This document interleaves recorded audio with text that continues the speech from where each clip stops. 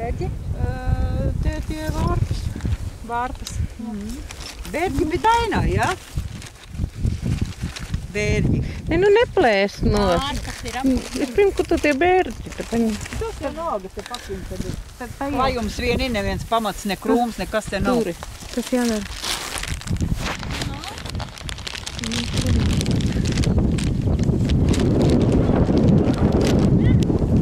Mazliet tālāk paej. Vaigi pūš. Uz to pusi, jā, te bērni. Vairāk pa labi. Pa labi parauj. Tur ir sūpūt! Sivu sūp! Būs, ka troši virsū. Lodīs kā vecs maids.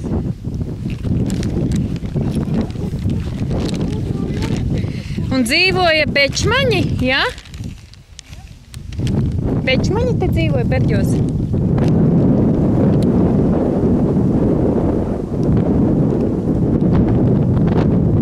Nu, pastāsti man, vai? Bečmaņa meita ir. Bečmaņa Daina dzīvoklis ir tev kaimjos bibliotekā un viņa dzīvo pie māsītes Stukumā. Redz kā? Vārpās, kam māja bija vecāka.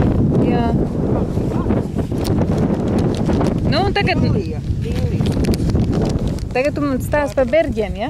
Pa Berģiem, jā. Jā. Bija brālis un māsa, tos vecākus es vairs neatceros. Un tas tēs, tas brālis nomira, tas kādreiz bija Rīgā par to trolejbusiem, autobusiem, uz ko viņš bija par vadītāju. Un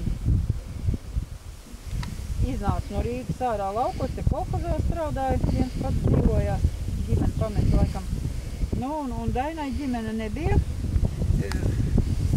Vai nu, nemāku pateikt, vai tas bija tāpēc, ka melorācijas gāja vai kā, vai tā māja gāja postā. Vienmēr sakot, viņa dzīvoja, viņa tais Caldēnos. Aha. Apmetās tur dzīvoja. Un tad viņa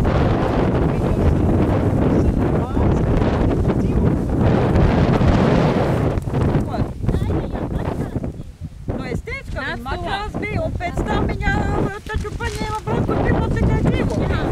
Tagad pie māsītes Rīgā. Viņai ir krustmeita Rīgā. Tai māsīcai meita tā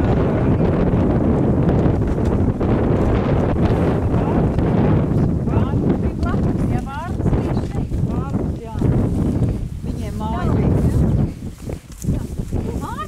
Vairāk bibliotekās. Viņiem bija tāds ekļu žoks, bija māja arī.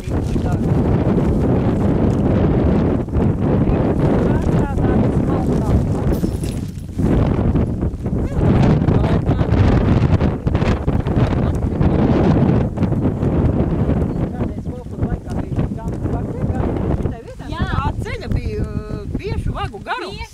Un tev iedod 3 vagas, un tas nekas, kamēr ravējot, ja? Bet tā, ka tev jānolasa, jānovāc rudenī, tad savās, to kaudzīti, ja, to gabals.